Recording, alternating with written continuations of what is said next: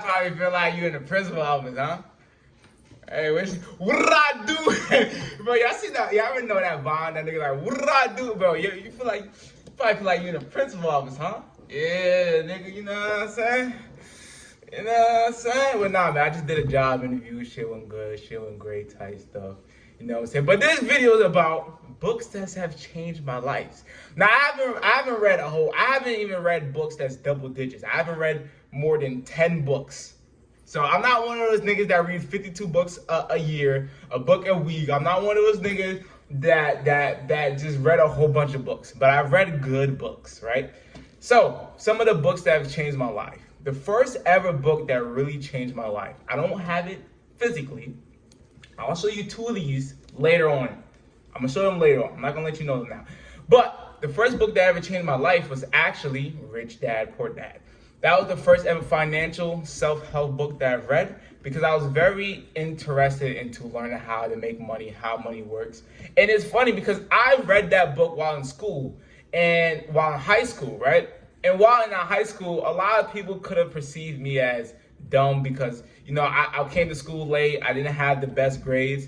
And because I kind of knew the finesse, I knew that, hey, look, listen, if I get an 89 and a guy get a 99, we're still going to get the same high school degree. So I didn't try hard in high school. I already knew the finesse of that. I already knew as long as I pass and I get my degree, fine, whatever.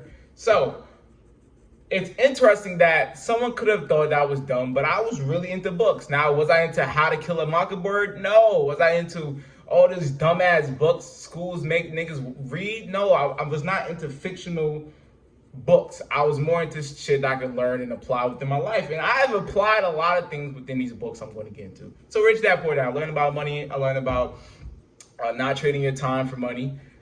Within Rich Dad Poor Dad, I learned about how, you know, the usual worker, they get caught into the trap. I learned about, I don't think he really talked about scale. I don't really remember too much. I know I have a couple of notes if I can go back on that, but that book has, and it's funny because every time a guy talks about books that he's watched and that's helped him, he says Rich Dad Poor Dad. Like a lot of people talk about it. It's like almost like it's like a conglomerate of books that a lot of people say that's changed their life. You got like Rich Dad Poor Dad, Atomic Habits, The 4-Hour Work Week. Like you hear the same books. If you've been in self-improvement and you watch these type of videos, you've heard the same books.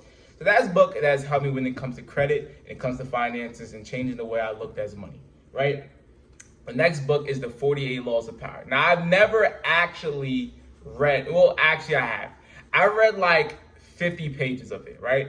But what I've learned from it is actually just videos and just looking at the laws and be like, okay, I kind of like that law. And be like, okay, I kind of use that law. Like something like maybe, you know, your abstinence increase in respect and more value for your time. Now, niggas know when you talking to females, if you just give her all your attention, and then your attention kind of loses value. But if you are a busy guy, an actual busy guy, not just you're acting like you're busy. If you're acting like you're busy, I should slap the shit out of you. But if you're an actual busy guy and you don't, if you can't give that attention all the time, then it kind of brings value. Whenever you make time out for this person, you're like, oh wow, this person really made time out for me. I'll appreciate that. You know what I'm saying? So I've been able to see a whole bunch of laws within the 48 Laws of Power and resonate with them. What's some I could think of off the top of my head? Let me actually look them up. I don't do no editing, so you're gonna watch me look things up, right? The 48 Laws of Power list. And it's dope about the 48 Laws of Power because there's a lot of people that I know in personal life that's read it, their own personal selves. My homies like Michael, Justin knows about it, Jaden knows about it. It's dope that this is a book that a lot of my homies have read. Even shout out a guy named Jack. This is a guy that put me onto The Richest Man in Babylon, a couple other financial books. We literally connected just off of, well, we actually connected off of some funny shit. So if you don't know, I'm a troll. I love trolling people.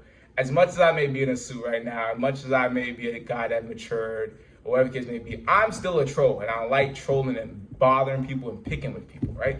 So I was in class one day, and I was talking to this female, not talking to like dating her, but I was just speaking to this female and I was talking to her in a trolling way. And what I used to do, I used to say conspiracy theories that made no sense, but I'll deliver it in a way where I'm like joking, but I'm kind of serious a little bit. It's like I'll say some conspiracy theories. I'll say some serious, some shit that like don't make sense. But like if I deliver it a certain way, you'll be like, you know what? That kind of do make sense. You know what I'm saying? So I was doing that, and then he basically just said, "No way, you're actually speaking facts." So then we started talking about books and stuff like that, whatever the case may be.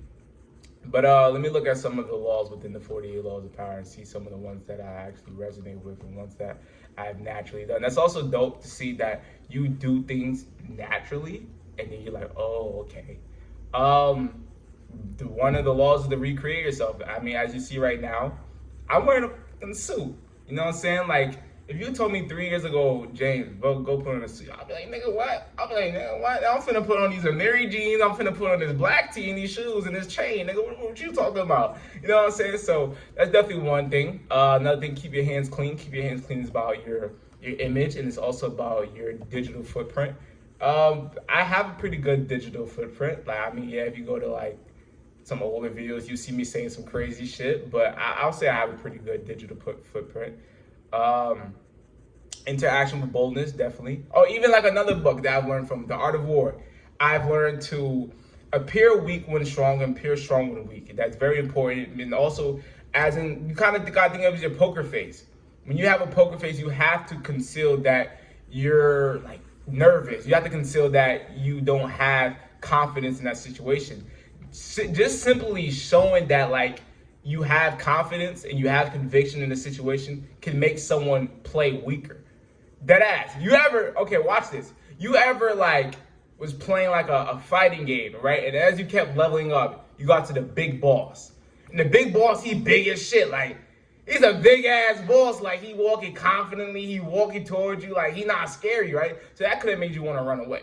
That could have made you be like, damn, okay, he may be really, really hard to beat. You know what I'm saying? So definitely interaction with boldness would be a great thing. I learned from them 48 Laws of Power. So some other books that I've learned from that have changed my life and that I love is right here. I only read 3 pages from this book. Think about that. I told you I haven't fully read like 20 books, right? But I've watched videos on books. I've looked up things about books. I've heard things about books. I've communicated and talked about books. But this book right here, right? It's called Be the Boss Everyone Wants to Work For. And I didn't start from page 1. I just flipped it and I caught a page, right?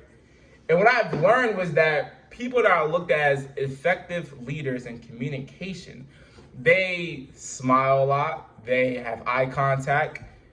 Where's the other one? I actually have a post-it. Oh. I actually have a post-it, right? So what it is that lack of eye contact, low energy in hand gestures, smiles, and body movement, touching the hands and crossing the arms and leaning back. Those are all quality traits of an ineffective communicator that is a leader. And it has allowed me to look within myself when I was having my job interview. I was definitely using more smiling. I was using more hand gestures, and I was being more present moment. The problem is that I can talk to someone, right, my homies, and give the smile and give the hand gestures, have the high energy. But if I'm at but if I'm at an interview, I may just be like this.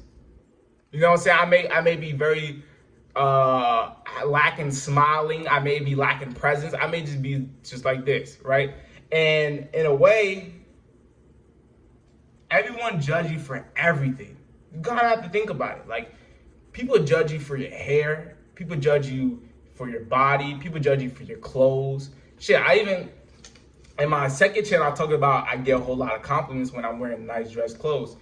Like when I was at the mall, a guy said, bro, he said, bro, you look like money. You know what I'm saying? Like, you look like money. I had like a short sleeve button down, dress pants, and dress shoes, right? Even when I was at this interview, it was like an interview, it was the second part of the interview, and you're like in this thing where you're with other people, and the guy, he point out, he's like, yo, James looked like he just did like 7 interviews and then he went back to go play Call of Duty because I had the headset on, I had the gaming chair, so it's like, okay, you know what I'm saying? So he's like, he looked like you did 7 interviews. He said, oh, he looked like he not trying to play. He came ready, prepared. So people it's almost like a pre-selection.